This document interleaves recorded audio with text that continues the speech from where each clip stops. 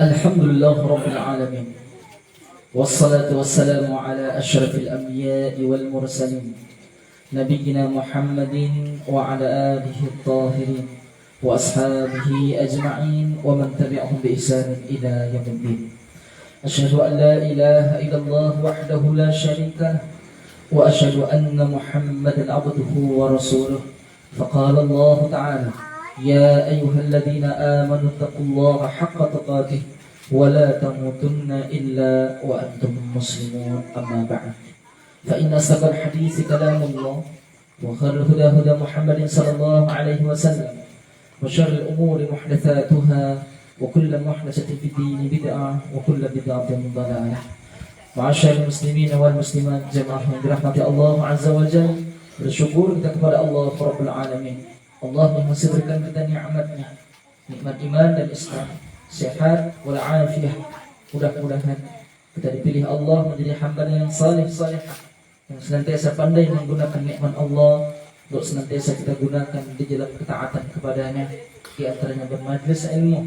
Mudah-mudahan Allah berikan kita hidayahnya, Allah istiqomahkan kita sampai kematian yang jemput kita dengan husnul khatimah. Amin ya rabbal alamin. Salawat dan salam mari kita sampaikan kepada Rasulullah. Allahumma salli ala Muhammad.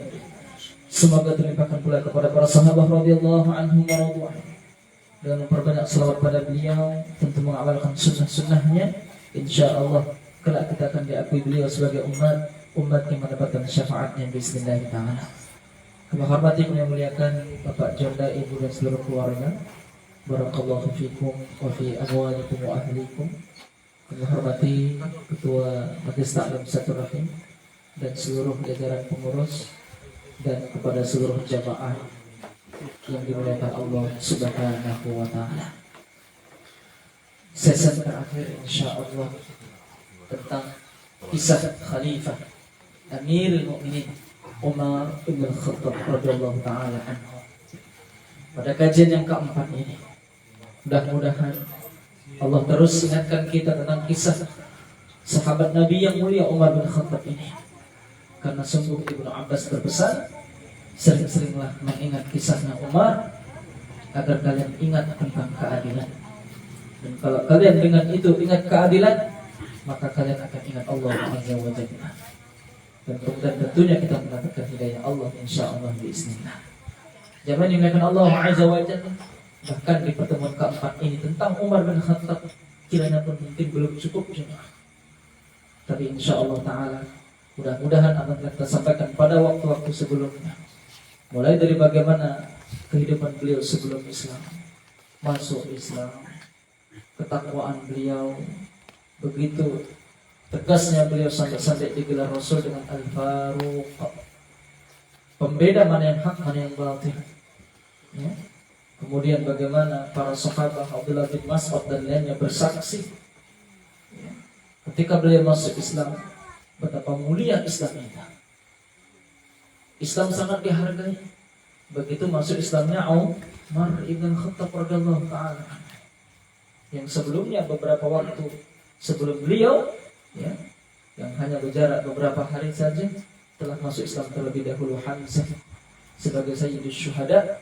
Hamzah ibn Abdul Muttalib radhiyallahu taala anhu, pamannya Rasulullah sallallahu alaihi wasallam, semakin kuat dengan Umar masuk Islam. Kemudian membawa dua golongan para sahabat menjadi dua kelompok mendatangi Ka'bah salat di sana. Karena memiliki dua orang sahabat yang tegas, bukan hanya tegas tapi apa? Jagoan. Ya, kita harus jadi jagoan ini. Paling tidak, ya, walaupun tipis-tipis di awak begini, tapi bagaimana bisa menguatkan Islam dengan fisik ini? Menguatkan Islam ya juga tentu dengan apa yang Allah singgung, ya, jihad itu dengan bi amwalikum wa anfusikum, harta dan harta juga menguatkan Islam, nyawa terutama menguatkan Islam. Dan Umar berjihad fisabilillah dengan kedua-duanya. Dan akhirnya Allah, ya, jadikan Umar ini sebagai hambanya yang mendapatkan rezeki karunia syahid di sisi Allah Azza wa Jalla. Zaman dengan Allah Azza wa Jalla, dan itu layak bagi beliau karena beliau memang menumpahkan segala apa yang beliau punya, menyerahkan, mewakafkan harta maupun nyawanya untuk Allah Azza wa Jalla. Zaman dengan Allah Tabaraka wa Ta'ala. Tidak hanya itu, beliau juga seorang yang mencurahkan bagaimana ilmunya bermanfaat untuk Islam, memberitahu Ibnu Abbas sebagai turjumanul Quran. Sebagai ahli tafsir, Ibnu Abbas pun masih meminta fatwa dari Umar bin Khattab ketika Ibnu Abbas bersaksi tentang satu ayat yang beliau tidak tahu dalam Quran surah At-Tahrim. Siapa dua orang istri Rasulullah yang menyinggung perasaan Nabi, yang hampir-hampir diceraikan Nabi. Nanya sama Umar bin saking cerdasnya beliau radhiyallahu anhu, dan beliau jawab adalah anaknya sendiri, Hafsah dan Aisyah radhiyallahu anha. Saya sebenarnya sudah beberapa tahun yang lalu mau saya tanyakan ini, wahai Umar, karena segan saya dengan engkau. Ya jangan segan-segan, kata Umar. Ya, jangan segan-segan. Kalau saya ada ilmu, saya tahu, saya akan jawab semampu saya. Masya Allah. Dan ini juga menunjukkan kesegaran para sahabat dengan Umar bin Khattab. Dan sampaikan bagaimana seorang pembekam, Masya Allah, membekam beliau berkencing-kencing karena hanya dengan dehemnya Umar bin Khattab. Kencing-kencing, Pak. Bapak berdehem ada yang suka enggak? Ada. Malah yang apa Bapak? Mengencing pula orang awam. Umar bin Khattab langsung berkencing-kencing, tapi Umar bin Khattab kasih 40 dirham untuk dia, Masya Allah. Jangan dimakan Allah Azza wa Jalla. Ya. Dan kesegaran ini disampaikan ulang lagi oleh Amr bin Maimun radhiyallahu anhu. Ini kisah terakhir bagaimana wafatnya Umar bin Khattab, kasus tragedi berdarah penikaman seorang Abu Lu'lu'ah al-Majusi la'anatullah, yang dibanggakan oleh Syekh Rafidah. Dia sendiri mengakui, aku berada di saf kedua. Apa katanya? Karena segan bersama Umar. Gimana enggak segan Umar sebelum mengimami meluruskan saf jamaah sampai dia berada di antara dua saf. Berada di antara dua saf. Berarti apa? Bukan cuma berada di saf pertama yang hari ini, bahkan kami masih mau hanya melakukan seperti itu. Posisi imam di situ saja, sawu sufufakum istawu wa'tadilu sawu wa tarasaw, lurus rapat. Dan memang dua ini yang diingatkan Umar bin Khattab saat itu. Mana yang kosong jangan sampai ada yang kosong lagi. Mana yang agak maju, mana yang agak ke belakang diluruskan oleh Umar. Yang tidak mau dicambuk dengan cemeti, artinya cambukan. Ini yang meriwayatkan Amr bin Maimun. Dia mengatakan karena segan bersama Rasul, aku di saf kedua. Padahal di saf manapun dilihat oleh Umar. Dan kami punya guru yang demikian saya waktu itu berada di belakang. Guru kami itu sudah tua sepuh, mungkin umur 70-an lebih. Putih rambutnya sudah. Mengimami itu keliling dulu. Mau tua mau muda dia orangnya sudah tua banget. Rambutnya putih semua. Sampai dilihat-lihat belakang agak lama. 1, 2, 3 menit mungkin baru beliau takbiratul ihram. Ya Umar begitu. Dan kesaksian Amr bin Maimun tadi mengatakan, saya sangat segan dengan beliau, dan semua orang memang segan dengan haibahnya beliau. Dan sampaikan juga kisah para wanita yang mendatangi Rasul bertanya, begitu datang Umar mereka berodok di balik tabir, Kemudian mereka mengatakan, kenapa kamu berodok di sana, sembunyi di sana? Karena mereka begitu takut dengan Umar bin Khattab. Umar kemudian mengatakan, apakah dengan saya kalian segan, dengan Rasul tidak? Begitu. Sama saya kalian segan, sama Rasul tidak berarti? Bingung lagi. Tapi alhamdulillah dari dulu Pak wanita mantap kalau jawab. Iya memang engkau lebih galak. Akhirnya Rasulullah pun Umar udah lama, biarkan apa terserah mereka mau bilang apa, sudah Umar. Maka jangan dimakan Allah Azza wa Jalla, begitulah kewibawaan haibahnya Umar bin Khattab radhiyallahu anhu.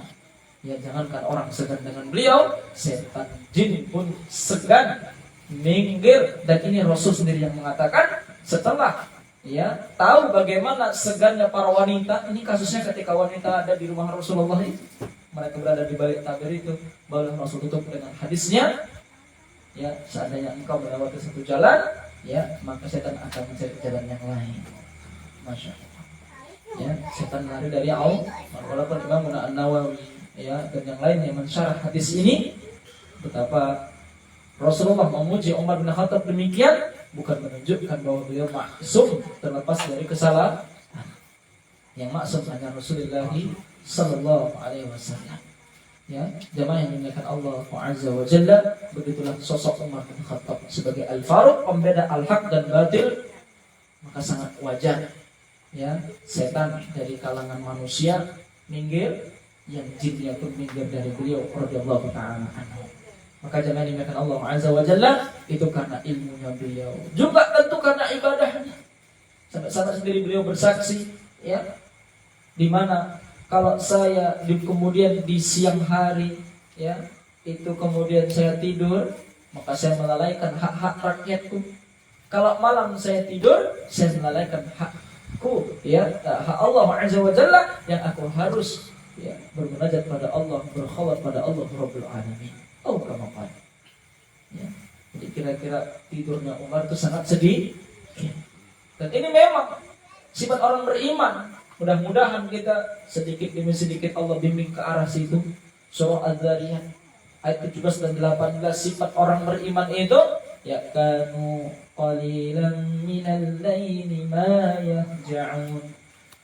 Mereka sedikit sekali tidurnya. Qalil, sedikit. Wabil asharihum yastaghfirun. Sebelum waktu subuh, waktu sahur namanya, mereka melafazkan istighfar. Umar sedikit tidur. Ketika ditanya, kalau siang saya tidur, saya melalaikan hak rakyatku. Kalau saya malam, saya melalaikan hak Allah dariku. Masya Allah. Dan beliau kemudian tidak hanya tahajud sendiri, suruh anggota keluarga juga ikut tahajud. Kisah yang sangat masyhur, sembari beliau ucapkan surat Toha 132, wa'mur ahlaka bis-sholati wastabir 'alaiha. Suruhlah keluargamu untuk salat dan bersabarlah di atasnya. Selepas saat tahajud, Umar ajak keluarga yang tahajud. Jangan ingatkan Allah Azza wa Jalla ini, maka layak beliau adalah sebagai Al-Faruq dan mendapatkan keistimewaan orang terbaik nomor 2 setelah Abu Bakar As-Siddiq. Jamaah yang dimuliakan Allah Azza wa Jalla, ilmunya sangat cerdas. Wahyu belum turun, ucapan sudah sesuai. Ya Rasulullah, sekiranya diperintahkanlah istrimu menggunakan jilbab agar tidak ada penyakit di hati orang-orang yang ada penyakit di dalam hatinya. Berkeinginan buruk mereka yang punya penyakit di hati. Turun ayat hijab Al-Ahzab itu.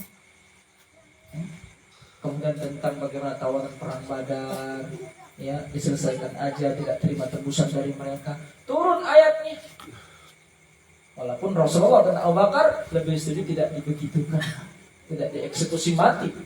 Tawanan menangis Rasulullah, menangis juga Abu Bakar. Bertanyalah dia, ada apa gerangan? Kalau saya bisa nangis, saya nangis. Kalau saya nggak bisa nangis, saya pura-pura menangis. Diberitahulah oleh Rasulullah turunnya ayat sesuai dengan apa yang disampaikan Umar. Tidak layak Rasulullah menerima tebusan dari mereka, tawanan perang Badar dari kaum kafir Quraisy. Jangan dimakan Allah Azza wa Jalla. Firasatnya juga benar. Firasatnya tentang seorang yang bernama yang keapi-apian, Syihab. Namanya juga Jamar. Semuanya api, panas, kan begitu. Daerah harokoh, bakar, haroroh, panas. Begitu.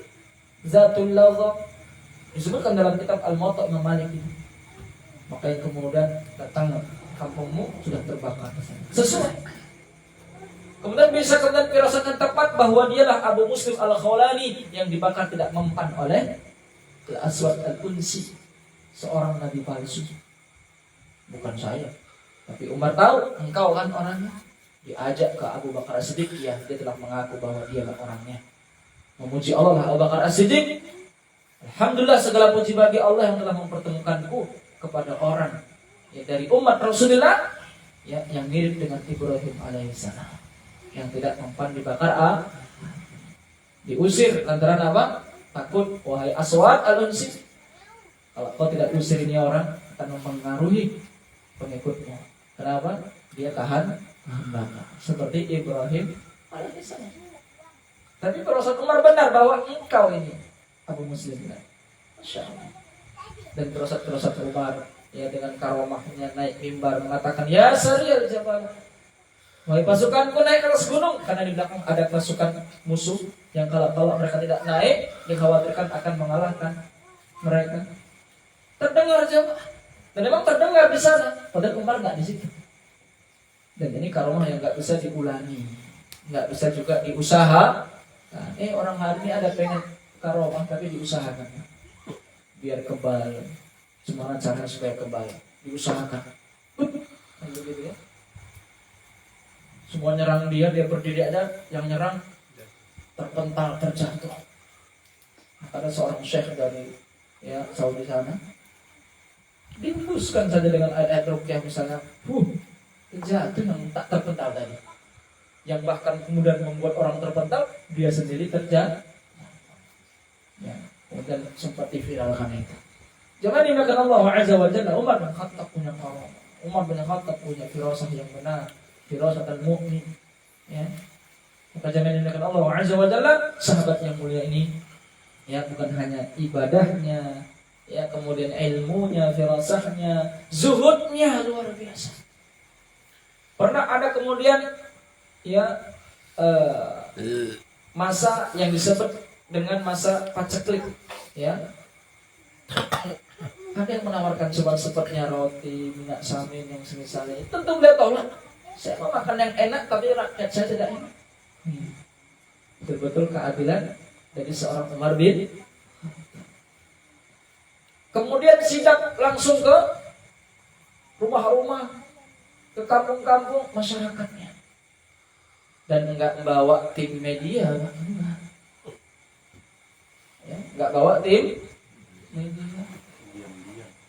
Ya, diam di malam-malam. Dengarkan seorang ibu yang mencoba curang dalam bisnis jual apanya, airnya dan susu. Mau dicoba dioplos, dicampurkan lagi. Umar nggak lihat. Alhamdulillah punya wanita, punya anak wanita yang solehah. Tapi Tuhannya Umar kan melihat, Bu. Umar langsung paham, ini jarang-jarang nih.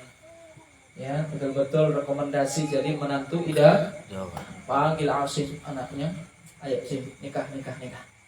Calon menantu, ini solehah, rekomendasi. Padahal Umar belum lihat, mau cantik mau apa nggak penting. Dengar dari bicaranya yang begitu menunjukkan ilmu dan ketakwaannya, suruh nikah anaknya. Jadi kalau punya anak yang sudah siap nikah, dan kalau memang jumpa calon menantu yang idaman, ya seperti itu, silahkan Bismillah. Janganlah pula kemudian yang nggak idaman, hanya karena idamannya soal uang materi saja. Anakku tak lapar lah, tengok usahanya mantap lah. Jangan cuma dunia. Umar nggak lihat dunianya, bahkan sebagai penjual susu. Yang ngurus rezeki mereka apa? Dunia, bisnis dia. Bisnis dia bisa digulung Allah dengan cepat. Wa fis samaa'i rizqukum wa ma tu'adun. Semuanya paham rezeki itu di langit. Yang telah Allah siap. Udah Allah takdirkan. Enggak usah takut miskin anak-anak kita ketika kita nikahkan dengan orang soleh atau insyaallah bismillah. Jangan dimakan Allah Azza wa Jalla, menikahlah dia punya anak yang soleh-solehah pula. Cucu-cucunya Umar punya anak lagi. Lahirlah Umar bin Abdul Aziz rahimahullah ta'ala. Memang dari bibit unggul jemaah. Bibit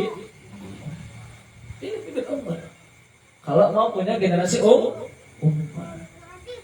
jangan dimakan Allah Azza wa Jalla. Kalau hari ini sudah punya bibit Bapak, ya diunggulkan lah. Bukan jangan, istilahnya yang sudah hadir ini diunggulkan. Jangan kemudian angkat tangan berarti umat Islam yang juga kita berhak dakwahi di, kalau dia masih menjadi istri kita, tetap ini lebih bagus, lebih mudah kita dakwahi. Karena orang yang bukan istri kita, orang yang bukan siapapun, tetap tidak ada. Jadi istri kita itu juga objek dak. Jangan angkat tangan, ampun Tuhan ya. Kan tetap saudara se-Islam kan? Kecuali kalau kafir, iya silakan. Abu Bakar juga akan menceraikan, ya itu ibundanya Asma. Ya, ibundanya Asma itu kafir. Mantan istrinya Abu. Kemudian datangi anaknya Asma ini untuk memberikan oleh-oleh hadiah. Asma awalnya nolak, ibunya kafir. Masya Allah, mamanya sendiri, Pak. Tapi kemudian turunlah ayat ketika dia ngadukan ke Rasulullah, datanglah ayat untuk terimalah. Ya, Allah tidak larang kalian ya, untuk kalian antabarruhum, untuk berbuat berbakti kepada orang tua kalian sekalipun kafir. Allah nggak larang ketika mereka tidak memerangi kaum muslimin. Ya. Jamaah yang akan Allah Azza wa Jalla. Maka Umar bin Khattab begitu adil, ibadahnya luar biasa, adilnya juga masya Allah. Ya, bukan hanya kasus itu aja ya. Suatu ketika beliau di panas hari, ya, kemudian menggiring ya onta jamaah. Utsman tahu di terik panas matahari ini nggak ada satu orang pun yang keluar rumah. Ini kenapa ada orang sampai sebegitunya kencang tambah lagi panas begitu terik matahari. Allah misal bagaimana ini panasnya sampai betul-betul ya membuat orang nggak ada yang keluar sampai cuma satu orang ini. Maka Utsman minta kepada pembantunya pelayannya tolong tengok siapa itu, tolong atau bagaimana coba ajak kemari. Ya. Ternyata ketika pembantunya datang kaget adalah Umar bin. Maka Utsman pun keluar mencoba nanya sama Umar, kenapa? Ya, cuaca mencelakakanmu nanti. Dan apa kata dia? Saya khawatir. Bagaimana tanggung jawab saya kalau ada sapi-sapi atau onta-onta yang sudah digiring ke tempatnya Baitul Mal, ya tempat ternak atau kandang yang ini merupakan harta zakat, ya ternak zakat, ada yang tercecer, ada 2 ekor atau beberapa ekor yang tertinggal, ya maka bagaimana nanti hisab di hadapan Allah Azza wa Jalla? Tanggung jawabku. Ya, Masya Allah. Jemaah dimakan Allah Azza wa Jalla, keadilan seperti ini akan sangat susah kita dapat di akhir zaman. Ya, sidaknya, ya kemudian apa namanya istilahnya itu kalau ke kampung-kampung namanya, apa namanya istilahnya itu? Kadang itu. Iya, ada lagi. Memang belusukan ya Allah. Ada bakat gaya. Gaya Umar bin Khattab. Belusukan jamaah. Tapi tadi nggak bawa medi. Iya. Sikit-sikit apa sikit media. Cat. Ya, supaya apa? Kemudian dianggap adil, pemimpin yang adil. Umar nggak perlu. Maka mereka alhamdulillah lebih mudah zaman saat itu ikhlasnya daripada itu pun saat itu tidak ada alat media seperti standar saat ini, mereka tetap saja mengakui yang paling berat adalah ikhlas. Coba lihat. HP nggak ada, mereka bilang ikhlas paling berat. Hari ini umroh, apalagi sedekah yang mungkin ya, dan yang lain-lainnya. Ya, bukan tidak boleh terang-terangan, boleh cuma Allah berfirman, ya, intu kudus sedekah fani'imani. Ya, dalam Quran surah Al-Baqarah di ayat yang ke-271 silahkan dicek betapa Allah ajarkan kepada kita syariatnya. Kalau kalian terang-terangan sedekah ya bagus, wa intukhfuha, tapi kalau kalian sembunyikan itu maka itu pun lebih baik bagi kalian. Maka kata ulama, jika untuk mendakwahkan orang agar mau terpancing sedekah, ya silahkan.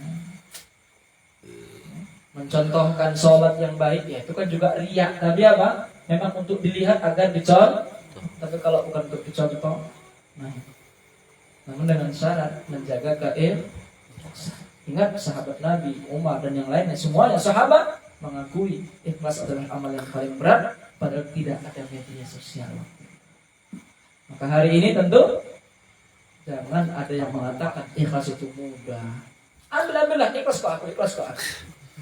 Tak apa, ikhlas kok aku. Maka dalam kitab Tazkiyatun Nafas disampaikan ada nama seorang ulama Al-Imam As-Susi rahimahullah. Susi. Nama seorang laki-laki nih, Pak. Tapi pakai alif lam. As-Susi rahimahullah ta'ala. Jika engkau melihat di hatimu sudah mengatakan ikhlas, ya faqad ihtaja ikhlasu ila ikhlas. Maka sungguh keikhlasannya masih membutuhkan keikhlasan lagi. Nah, jika di hatimu engkau merasakan mengatakan, aku sudah ikhlas, sungguh keikhlasannya masih butuh ikhlas.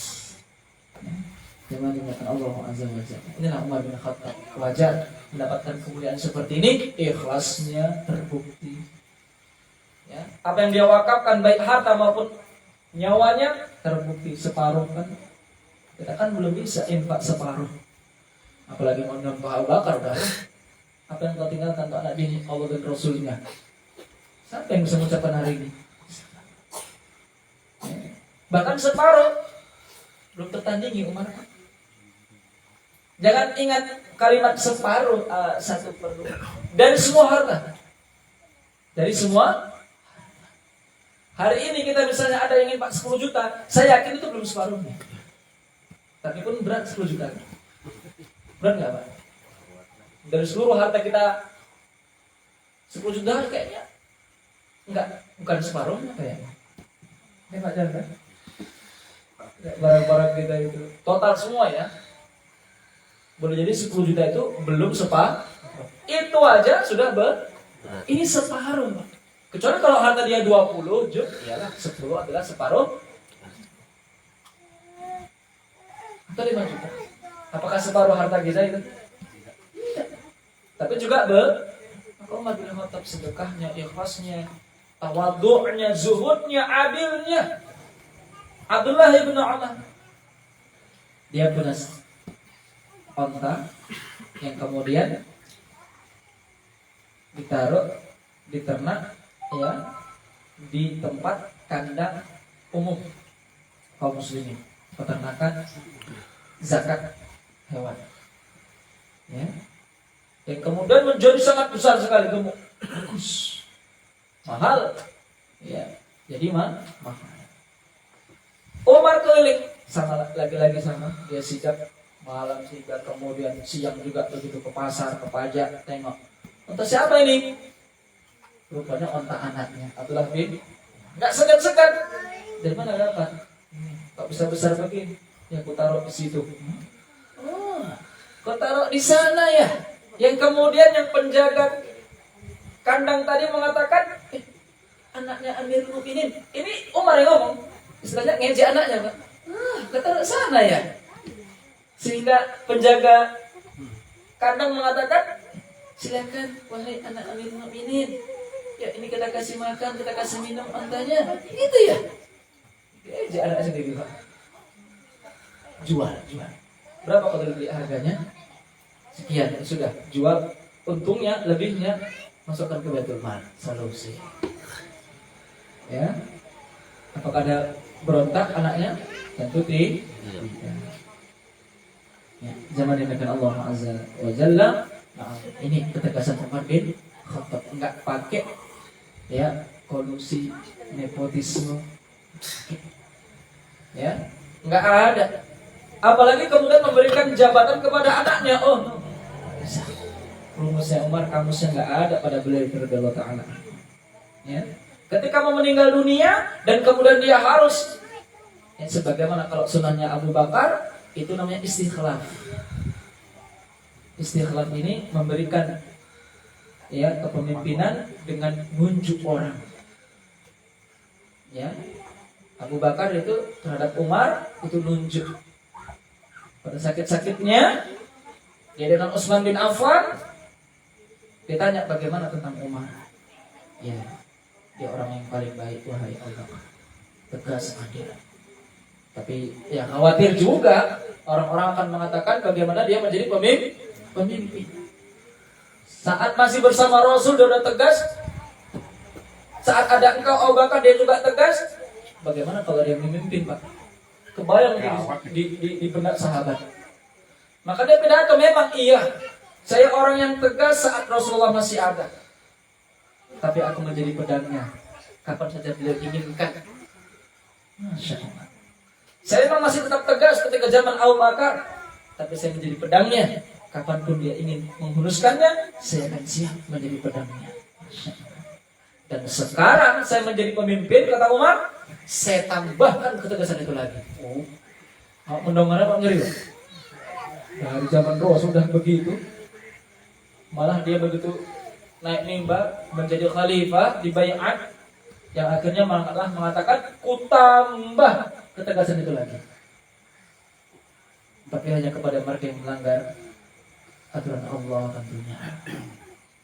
Tapi ketika bagi mereka yang taat, ya, bahkan aku siap, ya, berada di bumi, ya, mereka injak yang maksudnya adalah untuk kemudian mendukung mereka, ya, bukan kemudian digunakan ketegasan untuk menzalimi mereka.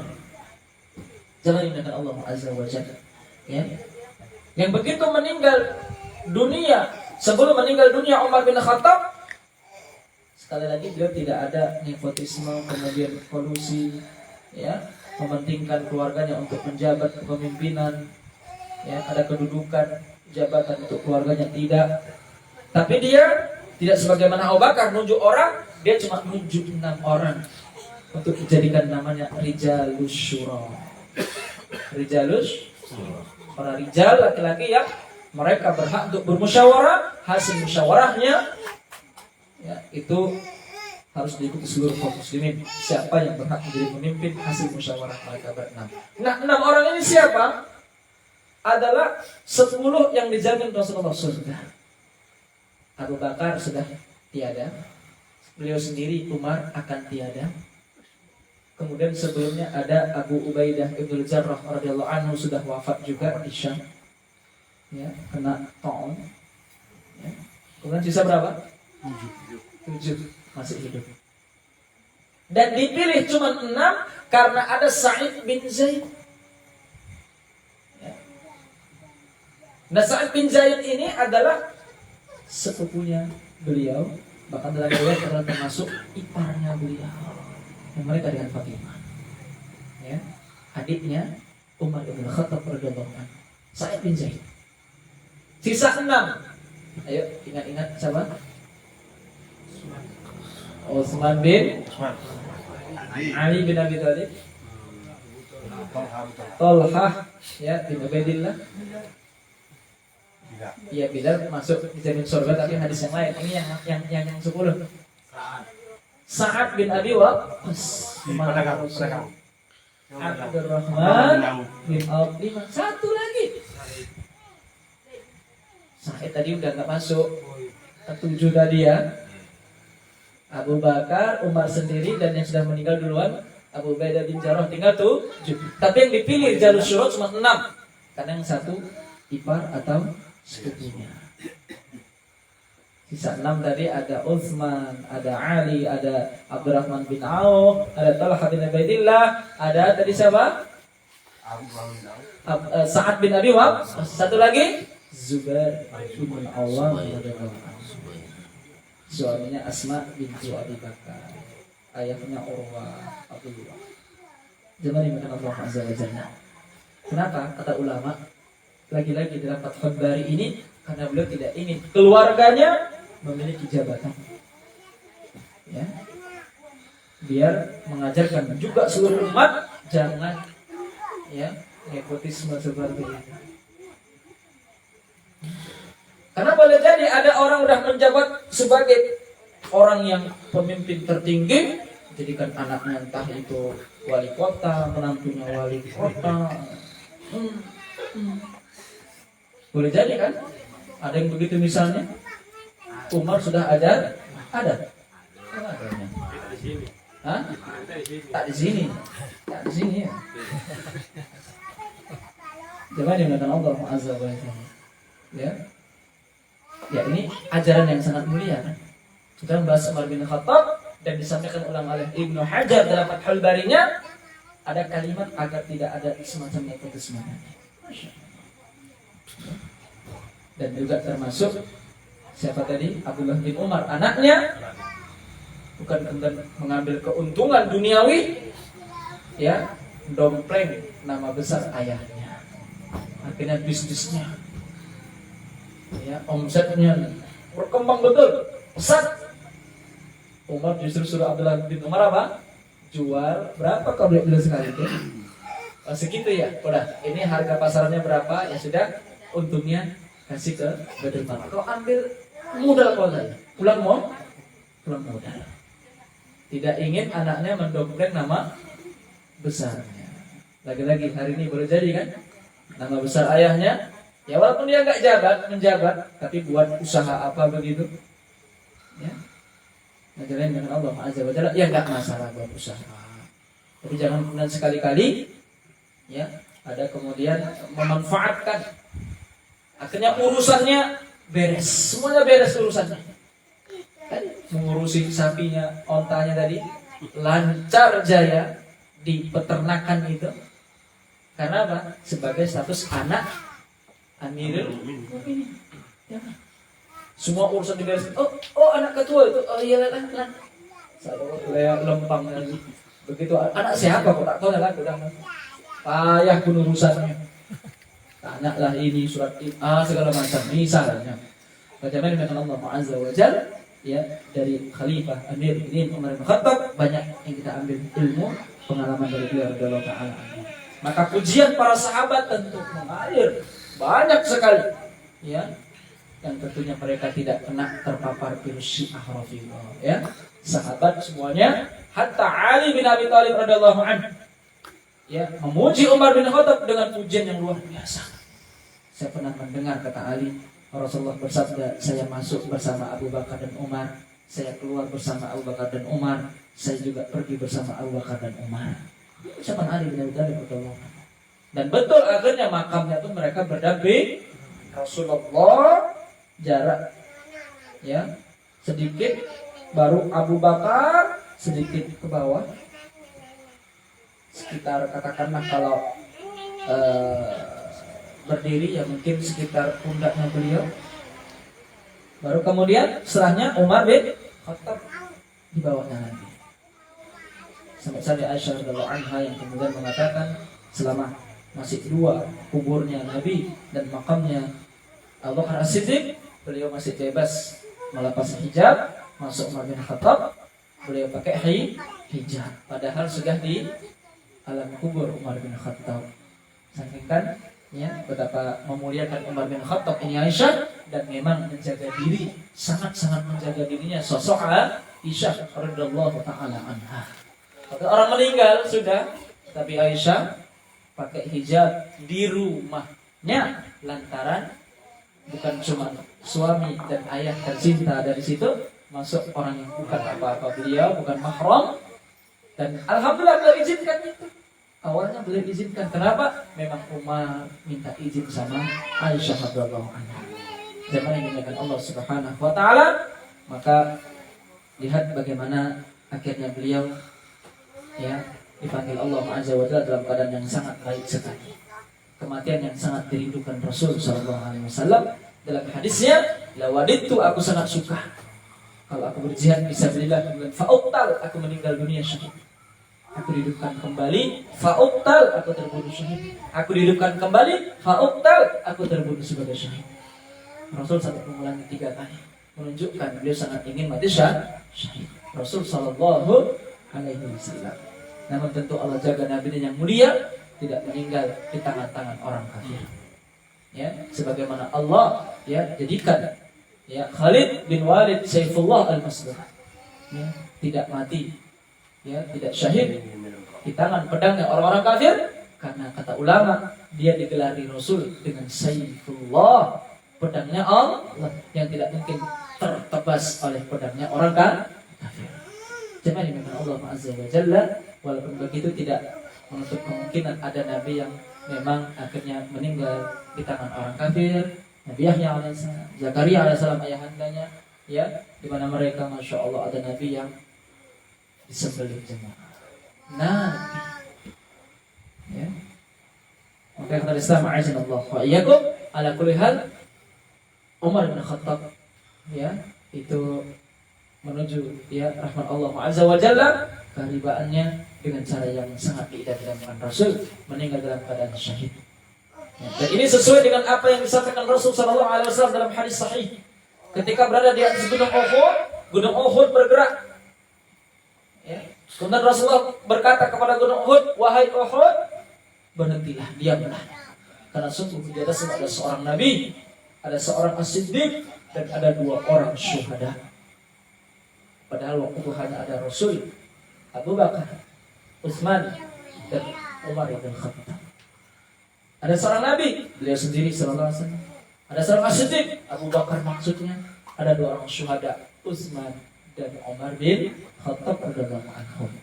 Padahal Utsman masih hidup saat itu, Umar masih hidup, tapi sudah dengar hadis berjamaah. Ya, kebayang ya, Rasulullah sudah mengatakan calon syahid pada orang yang masih hidup. Maka begitu kemudian waktu penikaman itu, ya, hadis yang disampaikan oleh Amr bin Maimun radhiyallahu anhu yang tadi dia mengatakan berada di episode kedua, kasus tragedi subuh berjamaah bersama para sahabat, begitu banyaknya jamaah, ya, sampai ada yang nggak tahu kejadian penikaman itu. Ya, kata Amr bin Maimun radhiyallahu anhu, yang kemudian memang sudah disiapkan kian oleh Abu Lu'lu'ah al-Majusi, yang kemudian dibuat di makamnya itu, dimewahkan makamnya oleh orang-orang Syiah Rafi itu. Ditulis di sana Abu Syuja', bapak pemberani, karena berani membunuh Umar bin. Yang mana gimana beraninya main belakang kok berani. Enggak? Kalau mau berani, Umar main yuk. Baru. Dari belakang kok dikatakan pemberani, malah waktu sholat lagi. Enggak? Sebagaimana menimpa Ali bin Abi Thalib, pengecut. Coba main, Ali ayo. Tapi apa? Main belakang persis sebagaimana Umar bin Khattab. Ya. Jangan dengan Allah Azza wa Jalla dengan pisau, dengan pedang bermata 2. Tajam. Ya. Dia terobos itu, sop-sop jamaah, dia tikam Umar bin Khattab radhiyallahu anhu. Seketika Umar mengatakan, "Qatalani al-kalb." Aku telah dibunuh oleh seekor anjing. Ditikam oleh seekor anjing. Dan anjing yang mungkin menikahnya, menyergapnya, memangsanya. Kemudian dia menerobos ke sop-sop sahabat sebagai makmum. Tentu ada kejadian begitu, yang paling depan gimana Pak? Tuh, ya, dia bukan hanya membunuh Umar bin Khattab. Ada 13 orang sahabat yang lainnya juga ikut kena sahabatan beliau. 7 orang meninggal dunia. Bukan cuma Umar bin, 7 orang ikut meninggal dunia. Udah enggak. Sampai ada salah seorang sahabat yang pakai sarungnya. Nah, ini penting juga ada sarungnya. Kalau kita ataupun ada tahtirai kayak di jalan juga.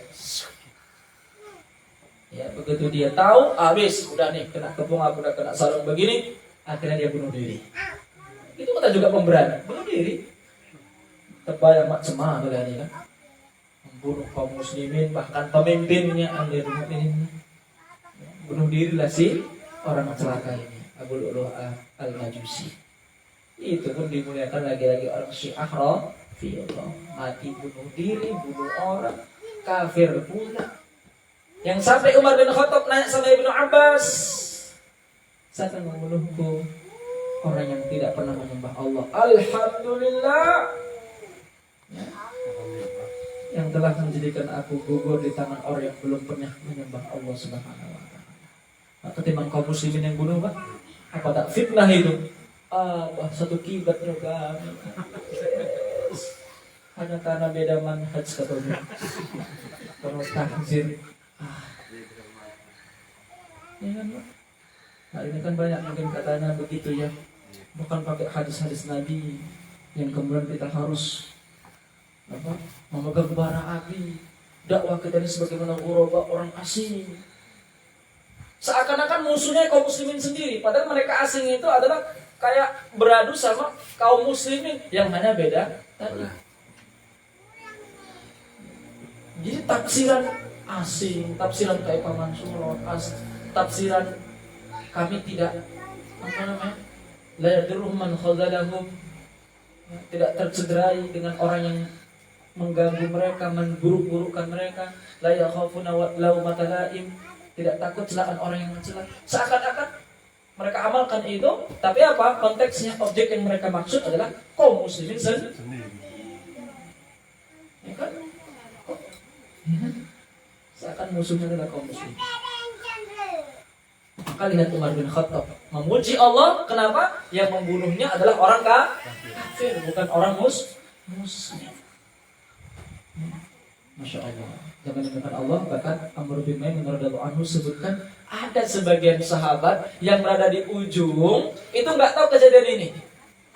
Dalam sebuah hadis disebutkan sampai sahabat yang berada di pojokan itu mengucapkan subhanallah. Kenapa? Nggak terdengar suara Umar imam lagi. Kok kejadian begitu? Ada sahabat yang mungkin saking kan banyaknya jamaah. Ya. Dan memang inilah skenario Allah, makarnya Allah dan takdir Allah Azza wa Jalla yang sangat baik kepada Umar bin Khattab memilihnya sebagai syuhada. Berkat ini juga memang doanya Umar.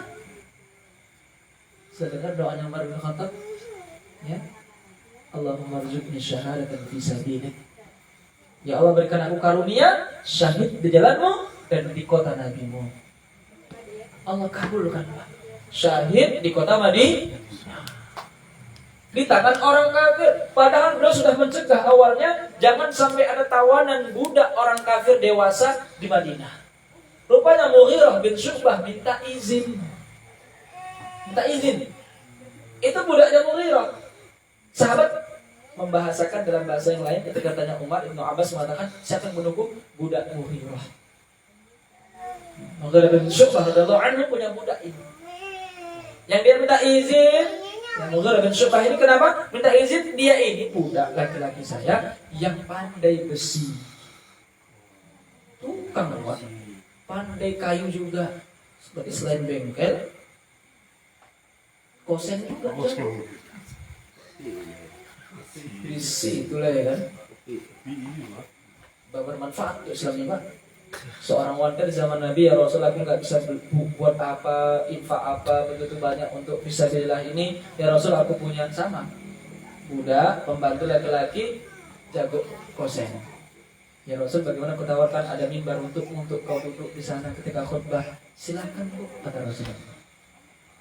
Baru Rasulullah gunakan untuk mimbar, bermanfaat untuk Islam. Akhirnya kita juga butuh itu dengan 3 tingkatnya. Ini sunnah, mimbar yang sunnah itu.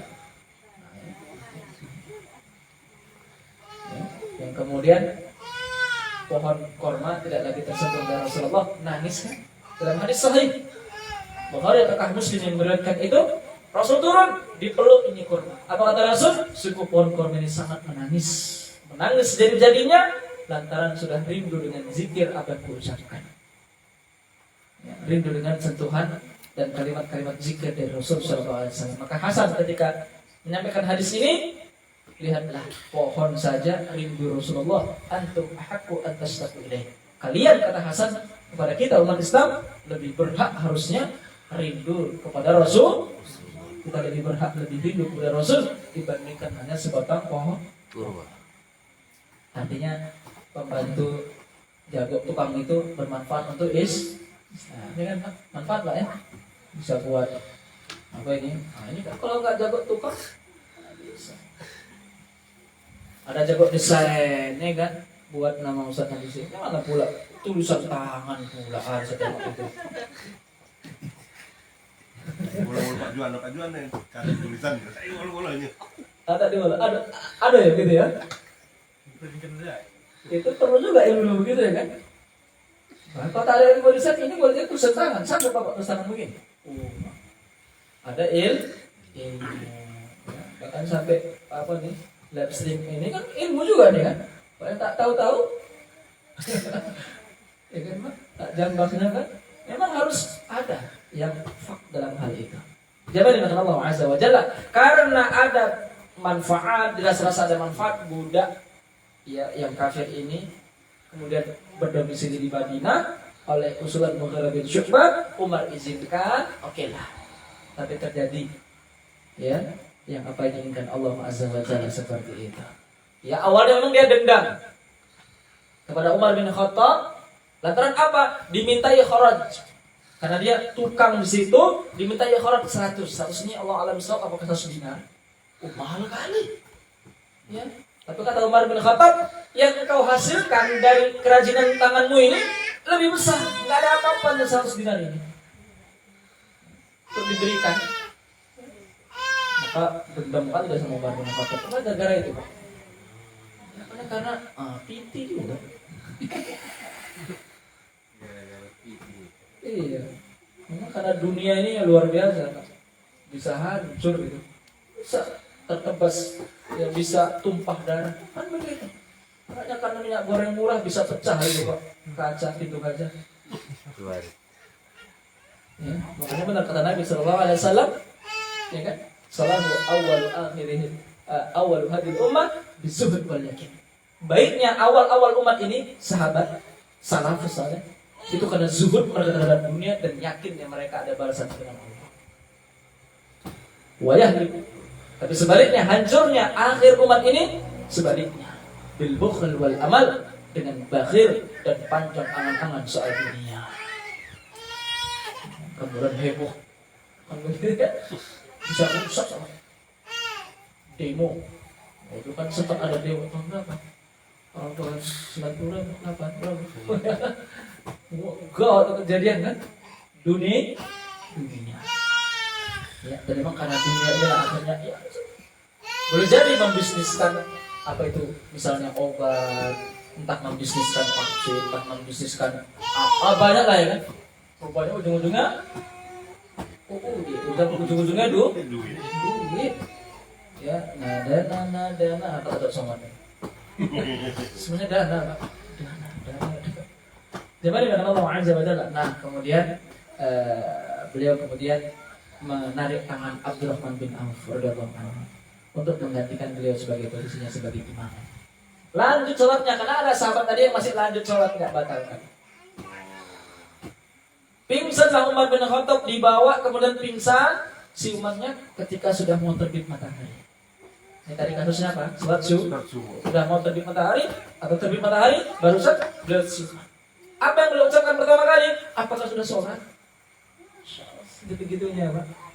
Sudah wahai Umar. Dia pun ambil wudhu, sholat. Diberikan minum air campur korma. Airnya ada rupanya model begitu. Air campur korma. Kata Ibnu Hajar dalam Fathul Bari, biasa untuk menyegarkan tubuh. Bagus berarti ya, sekarang nanti dipraktekkan. Kopi. Air putih lah, Pak. Kalau teh campur kopi campur korma tak tahu pelawak kan? Tak ahli gizi pula. Nanya kan ada sama dokter apa? Zaidul Akbar misalnya. Ya insya Allah. Ya, ini kebiasaan mereka dan dilakukan. Diminum Umar bin Khattab radhiyallahu anhu, bismillah.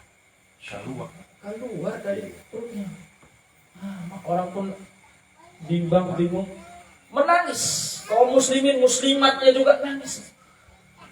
Padahal kemarin apa waktu masa-masa awal menjabat ngeri kan? Begitu meninggal nangis. Kenapa? Adilnya, makmurnya, ya, masya Allah, solehnya, yang luar biasa. Kemampuan beliau ya, digunakan untuk Islam, menebarkan, ya, bagaimana sayap-sayap dakwah ini semakin lebar dan akhirnya banyak negara yang dilakukan oleh kaum muslim di masa Umar bin Khattab. Ya, luar biasa sampai ke Eropa dan ya. Kemudian dikasih susu, keluar juga dari susunya, dari tempat lukanya itu.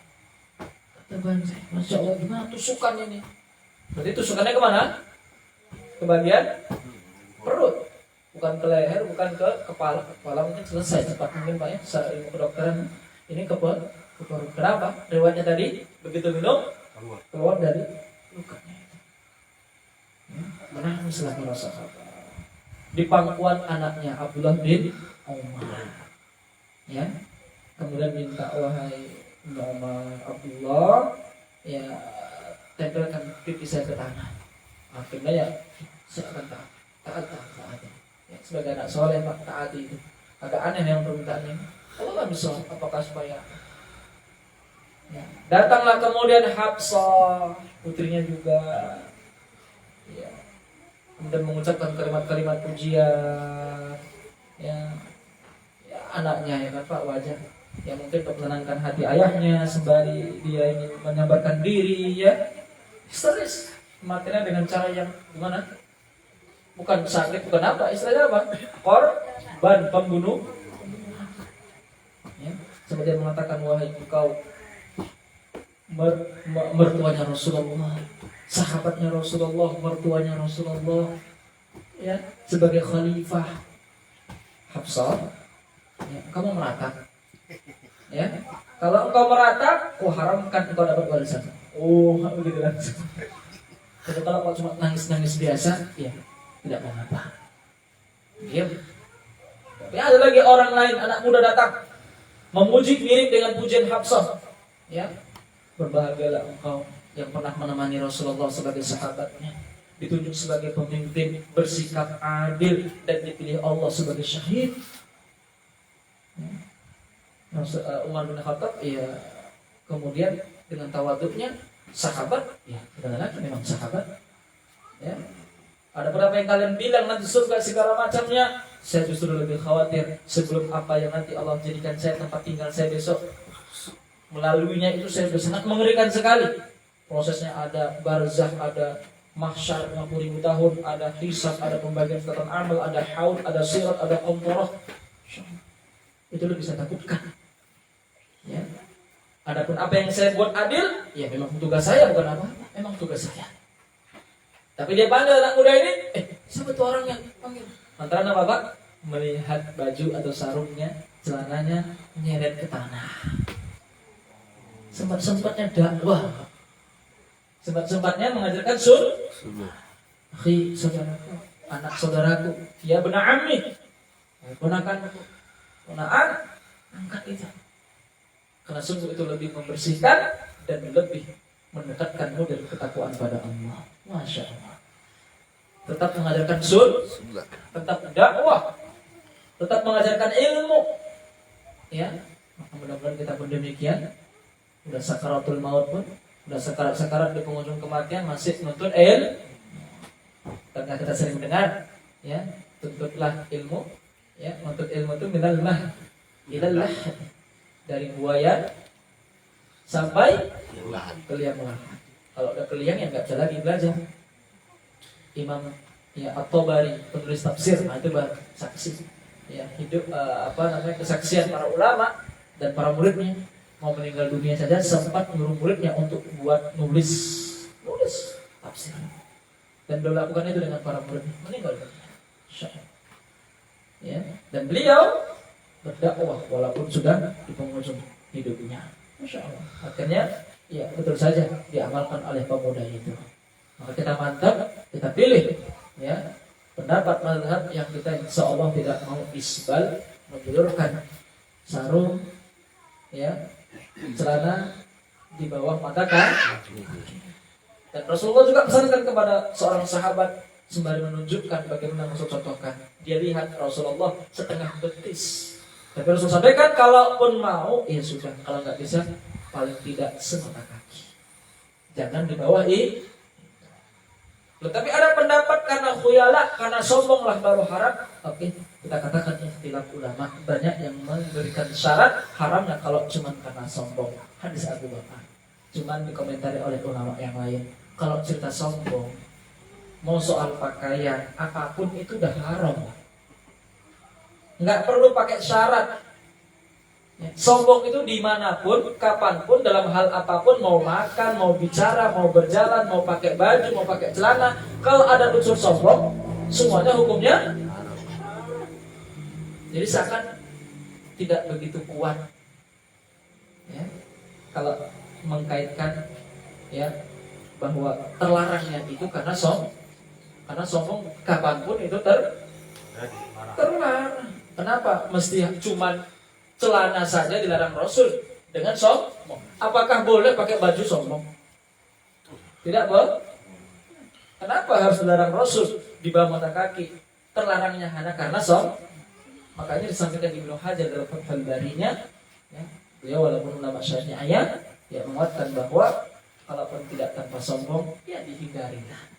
Dan Rasul yang Rasul contohkan setengah hadis sahih. Udah cukuplah Rasul contohkan setengah mesti. Dan ini dakwahnya Umar sekalipun beliau berada di penghujung kehidupannya. Baik, maka kemudian beliau minta kepada Abdullah bin Umar hitung hutang-hutangku ada tidak. Memang ada. Coba kumpulkan semua harta untuk menutupnya. Kalau enggak terlunasi, minta kepada kaumnya, sukunya beliau. Ya, Masya Allah. Sebegitunya dilakukan. Lah kemudian wasiatnya itu, ya, baru tadi penunjukan khalifah sepeninggal beliau. 6 orang tadi dicari syah. Mana yang kemudian ditunjuk mereka, itulah yang terbaik, itulah pilihan.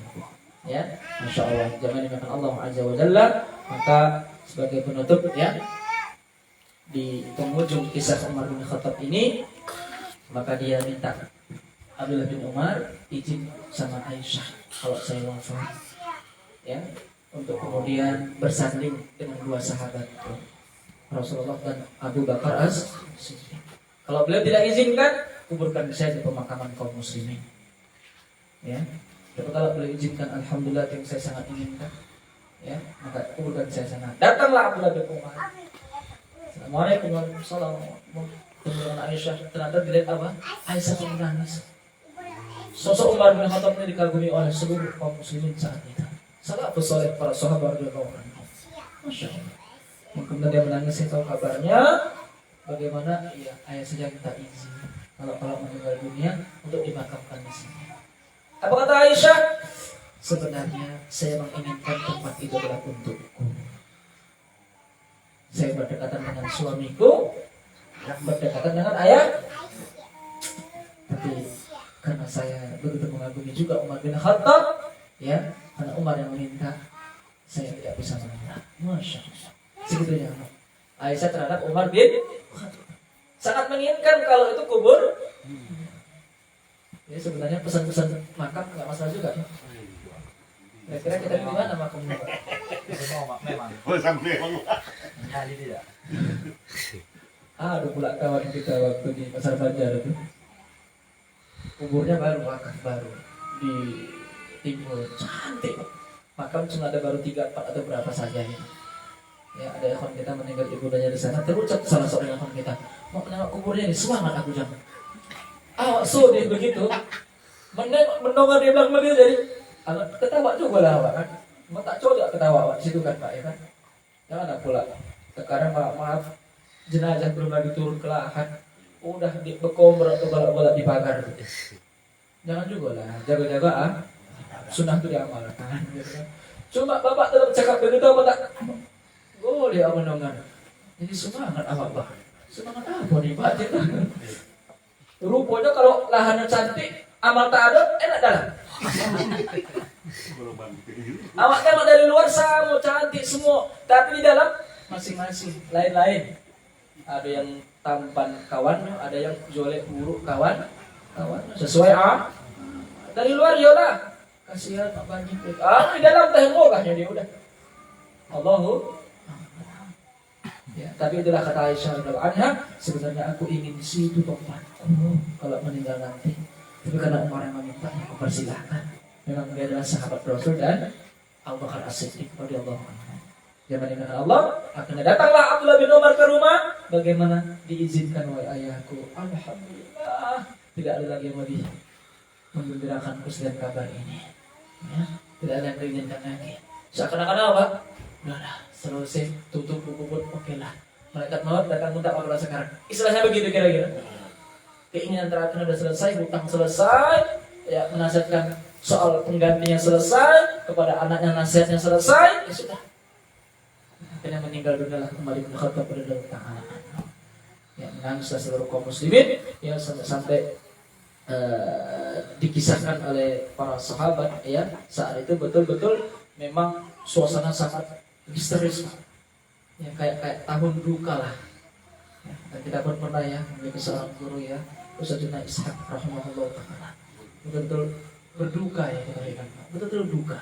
Masya Allah, betul kalau ada para ulama yang meninggal. Syekhul Islam meninggalnya di Qol'ah, penjara Suriah, dimakamkan oleh ribuan jutaan umat. Bahkan dikisahkan oleh ulama kita sampai yang membencinya pun ikut di situ. Ya, luar biasa. Ya, Imam Ahmad apalagi, ya, zaman Allah Azza wa Jalla duka. Makanya mereka hanya mengatakan yang baik-baik, termasuk Al-Abbas paman Rasulullah bin Abdul Muthalib radhiyallahu anhu mengatakan, Al-Abbas bin Abdul Muthalib radhiyallahu anhu mengatakan, aku bertetangga dengan Umar, maka aku tidak pernah melihat seorang pun yang lebih baik daripada Umar. Pada malam hari ia isi dengan sholat, siang hari dia isi dengan puasa dan memenuhi kebutuhan orang-orang. Masya Allah. Ibnu Mas'ud, demi Allah, seandainya Umar mencintai seekor anjing, aku akan cintai anjing itu. Sanggupan biasanya Umar bin Khattab ini ya. Masya Allah. Huzaifah mengatakan pada hari wafatnya Umar, hari ini kaum muslimin telah kehilangan hampir sebagian besar Islam. Ya. Itu dikatakan Huzaifah bin Yaman radhiyallahu anhu dalam riwayat Ibnu Sa'ad dalam Tabaqatnya. Ya, jangan dimakan Allah Azza wa Jalla. Jadi kita tutup dengan ucapan Ibnu Abbas. Sering-seringlah mengingat tentang Umar, karena ketika kalian mengingatnya, kalian akan mengingat keadilan, dan jika kalian mengingat keadilan, kalian pasti mengingat Allah. Di dalam kitab Usudul Lughah dengan sanad yang sahih. Ya, Allah a'lam bissawab. Ya, mudah-mudahan ya kajian Umar bin Khattab ini yang bermanfaat bagi kita. Ya, ada sedikit dan mudah-mudahan sedikit jadi banyak. Ada yang tercontoh dari sosok Umar bin Khattab radhiyallahu anhu, apakah ya teladan ibadahnya, ya teladan dalam hal ilmunya, belajarnya, ya kita sampaikan ya, dia dengan tetangga saling bekerja sama, tolong menolong, bantu membantu untuk survei keluar kota, nanti akan diberikan hadis ya ketika dia berada sama Rasulullah ketika saat pulangnya, ya gantian seperti itu.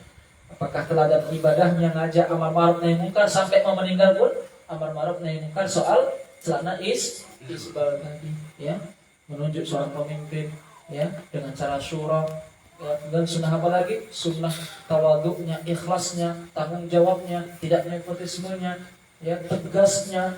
Allah Akbar. Ini sosok yang ya betul-betul menjadi hadiah buat Islam, sesuai dengan hadis Rasulullah. Allah akan muliakan Islam dengan salah satu orang yang dua ini, Abu Jahal ataukah Umar bin Khattab. Dan Allah pilihlah Umar bin Khattab untuk memuliakan Islam, dan betul mulialah Islam ketika ada Umar bin Khattab radhiyallahu ta'ala anhu. Semoga kita bersama beliau ya nanti di akhirat bertemu dengan Umar bin Khattab. Kita nggak tahu cemana wajahnya ya Pak, nggak tahu kita. Mungkin beberapa kali mendengar bagaimana janggut beliau merah. Ada apa yang janggutnya merah? Ada Umar bin Khattab situ. Ya, dari janggutnya ada Umar, ya kan, janggutnya Umar. Ya, sikapnya belum misalnya, nggak masalah kan, ibadahnya belum. Ya kan, ya. Malam ya, pikir kita bercanda nih. Ganteng, makin cik kita istrikan, insyaallah. Mudah-mudahan bermanfaat. Segala kekurangan kami mohon kepada Allah, maaf kepada para ayahanda kami, ibunda kami semua di sini. Ya. Mudah-mudahan bermanfaat. Wassallallahu ala Muhammad wa ala alihi wasallam. Walhamdulillahirabbil alamin. Wassalamualaikum warahmatullahi wabarakatuh.